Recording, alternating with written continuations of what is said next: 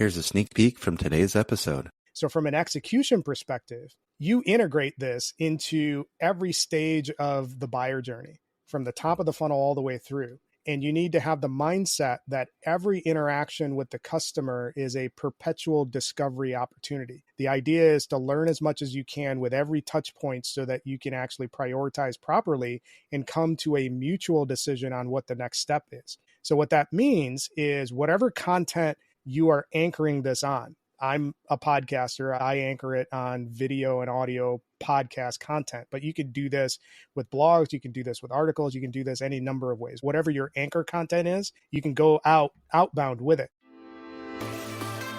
Welcome to the Content Amplified podcast, brought to you by Masset. Our goal is to help you get more from your marketing content. Each episode is a 10 to 15 minute interview with industry experts that share amazing insights to help you squeeze as much juice from your content as you possibly can. Here's today's interview. Welcome back to another episode of Content Amplified. Today I'm joined by Dr. Jim.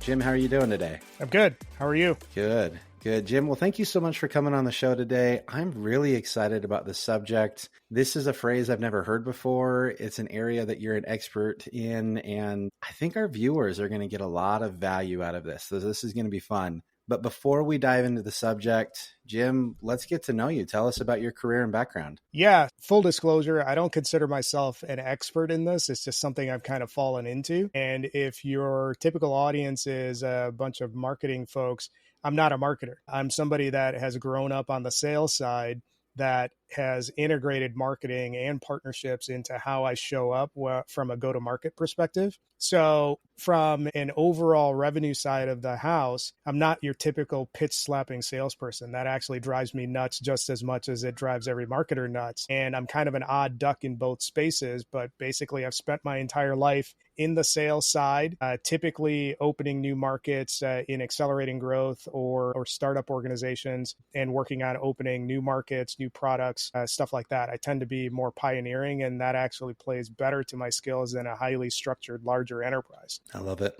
So, Jim, we typically ask our guests, what do you love about content and marketing? But this time we're going to alter it a little bit because of your background. We're just going to go straight with, what do you love about content when it comes to business? So I think content from a business perspective and from a sales perspective is actually the great equalizer. When you look at how sales is functioning right now, just about every organization is operating on that predictable revenue model, feet on the street. The more dials you make, the more revenue you're going to get.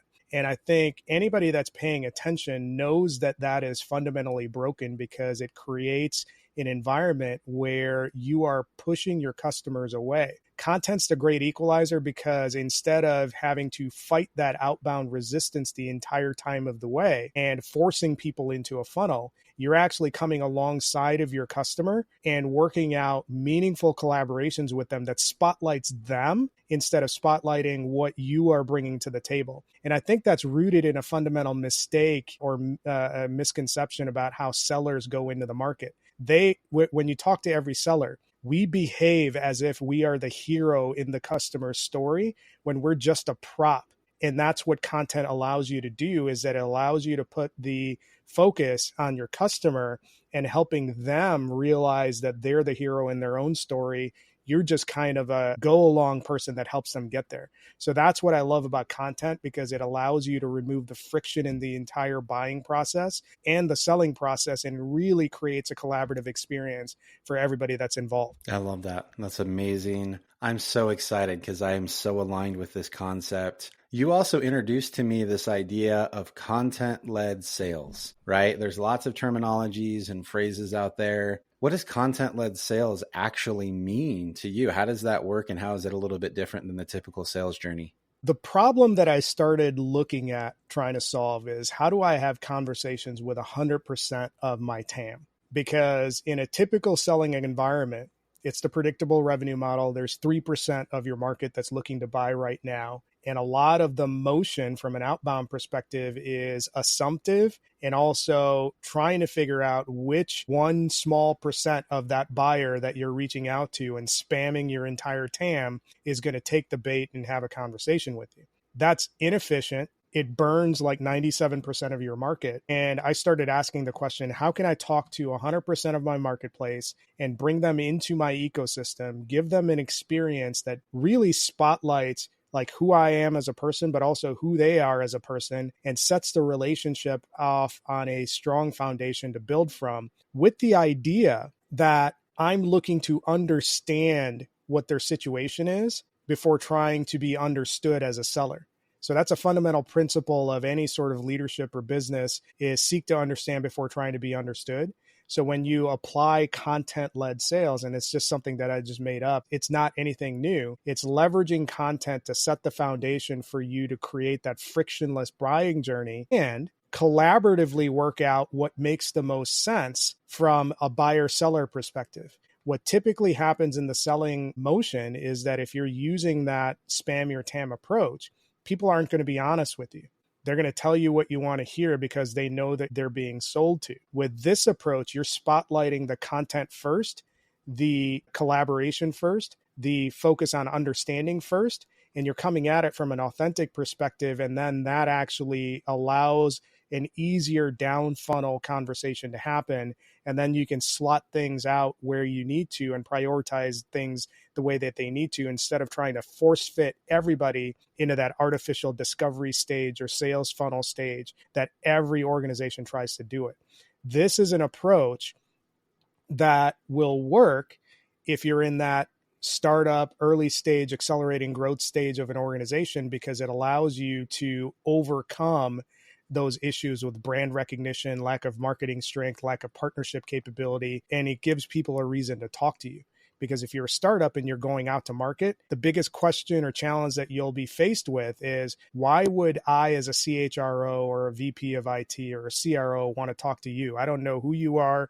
I don't know what you sell. I don't know any of that stuff. This helps you overcome that. That's so cool. So I'm really good at, I give people credit for terms, even if they didn't come up with them. But here we're going to give you full credit. Jim, you are the official owner of content-led sales. The phrase, it's copyrighted, trademarked, all right in here now. So we're giving you full credit for that. So my next question that I think is really interesting is, what does this actually look like in an organization? You want to build relationships. You want to start with content and really get to know them before you really force them to get to know you. What would that practically look like in a business? What are some ideas, maybe some experiences you've had there? No, that's a great question. The way to answer it is a lot easier than what you would think. So the key principle in executing this well, especially if you are a seller, is you need to delay your urge to start selling as long as possible. Because if you're using this as a go-to market to get in front of people,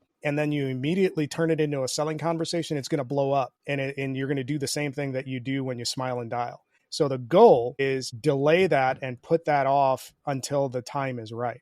So from an execution perspective, you integrate this into every stage of the buyer journey, from the top of the funnel all the way through. And you need to have the mindset that every interaction with the customer is a perpetual discovery opportunity. The idea is to learn as much as you can with every touch point so that you can actually prioritize properly and come to a mutual decision on what the next step is. So what that means is, whatever content you are anchoring this on, I'm a podcaster. I anchor it on video and audio podcast content, but you can do this with blogs. You can do this with articles. You can do this any number of ways. Whatever your anchor content is, you can go outbound with it. And what you would do is identify your ICP, identify your key persona. And instead of having a problem focused outreach, you have a content focused outreach. And the way that it would look is, if I'm trying to get in front of you, Ben, is my message would be, hey, we do a podcast on this topic. We're spotlighting practitioners who are experts in the field.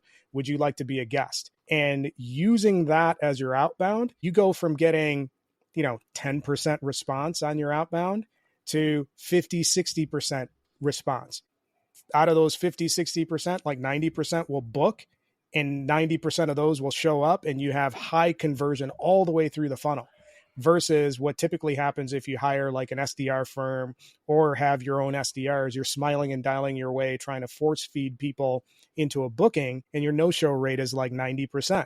So it tends to waste a lot of time. This is how you get scrappy and create a scenario where people actually want to talk to you. The big problem in the world today from a sales perspective, nobody wants to talk to a salesperson. Using this approach, and if you do it well, people actually want to have conversations with you. And that's when you take the selling part out of it and you focus on the relationship first. I love that. So I've created a channel, whether it's a podcast, I have a blog, something of that nature.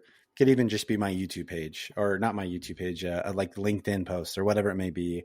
I do the outreach. I'm engaging with these people, these experts, this, part of my TAM. I get them onto the initial opportunity. Let's say I'm interviewing them. Where do I take it from there? And like you said, you have to know when the conversation needs to turn over to the sales conversation, but you need to wait as long as possible. What does the follow-up sequence look like to actually kind of progress them through the pipeline? Yeah, no, that's a great question. And it's a lot more seamless than you would think. You'll know it when you see it, but basically the way that you want to approach it is that you've structured this, whatever you're doing, it's a B2B show. Like I come from the B2B world, so everything that I've actually put together is relevant to the B2B space. Not really sure how this would translate to like a product-led growth organization or a B2C organization. But in a B2B context, you've built a show around a common problem or issue that exists within your ICP and your persona. So the persona is coming on to talk about that topic as the expert. You should be actively listening through that conversation to look for keys or triggers or things like that that are interesting for a follow-up conversation. And 90%, 95% of the time that will come up. And at the end of the show, you ask for, hey, you mentioned this. It was pretty interesting. I'd like to get a little bit more detail on what that actually looks like. It would have taken the show off topic. Would you be open to having that conversation? I get yeses all the time on that.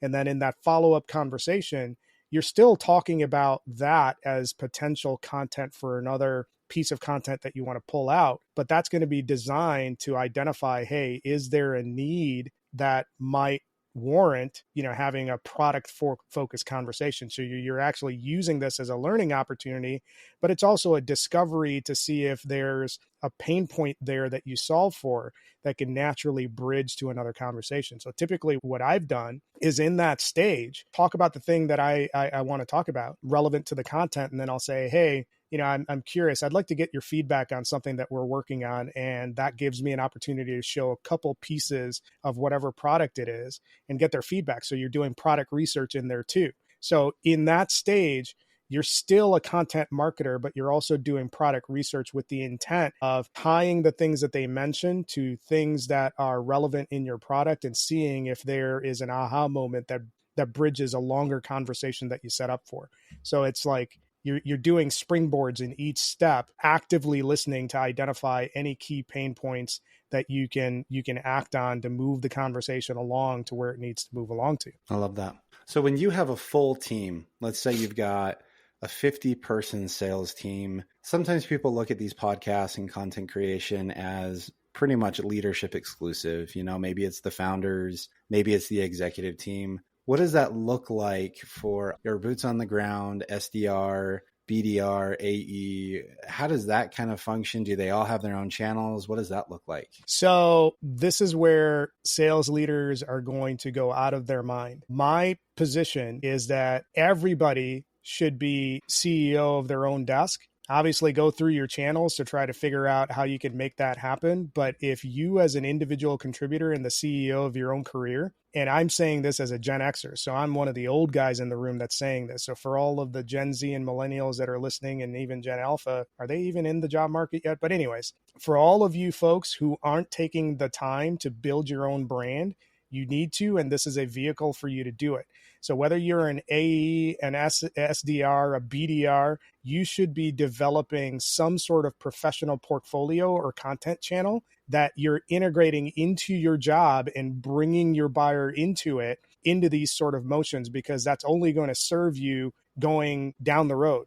Because what you have to think about is one of the big challenges and threats that happen that exist right now in the revenue side of an organization is AI. So you should be looking at, how do I make myself irreplaceable or un-AIable? That's not a word, but you get what I'm saying. Do the things that AI can't do. And if you're an SDR, the only thing that AI can beat you on is volume. So what you need to focus on is, how do I get more effective on the volume that I'm putting out? So creating your own channel, using content-led sales as your vehicle for outbound, getting those buyers in your ICP into your ecosystem, your own personal ecosystem, building that relationship, and then bridging it to a commercial conversation. That's the way that you make yourself immune to a large degree to what AI can do. So I would say don't get me wrong, I'm a frontline seller too. So even though I might be head of growth or VP of whatever, and wherever I am, I'm still in the trenches doing outbound and getting people into the ecosystem, because that's how you make yourself irreplaceable and build a set of skills that makes you attractive to anybody else. So it's deeply applicable to anybody that's a frontline seller, and I would encourage everyone to do it. And if you get kiboshed from your manager or director, go rogue and do it yourself, and do it on your own time, because it's only going to serve you well in your long-term career. The focus should be on, how can you drive better outcomes, instead of, how do I get more smiles and dials out? Nobody cares about that past a certain point. It's, how many people are you working through the funnel and building strong relationships with, that's going to serve you over a lifetime. So one of the things that I would recommend to get your mindset right when you're thinking about this, read the book Customer for Life, and read anything by Stu Heineck. He's the author of Grow Your Business Like a Weed, Get the Meeting, and Get a Meeting with Anybody or Anyone. Read those 3-4 books and apply that to what you do as a seller, and you'll be well served in terms of your career longevity and making yourself really unique in the space. I love it. Well, we could dive into this subject for hours. I am fascinated by it. There's so much goodness, but we try to leave these episodes nice and short and sweet, and we have run out of time already. But Dr. Jim, if anyone wants to reach out and connect with you online and further this conversation, how and where can they find you? Easiest channel is LinkedIn. So you can find me on LinkedIn, but I also have a YouTube channel. My TikTok isn't business focused, but I am active on TikTok, and I'm on a whole bunch of platforms. But for these sort of conversations, LinkedIn is the best channel. Awesome. Anyone listening to the podcast, we will link to everything in the show notes below. Jim, thank you. This is amazing. We really appreciate your time and insights today. No, thanks for having me on. It was fun. Thank you for listening to the Content Amplified podcast. Please subscribe and leave us a review. And for additional ways to get more out of your content, visit our website at getmasset.com. That's getmasset.com. And tune in next time to the Content Amplified podcast.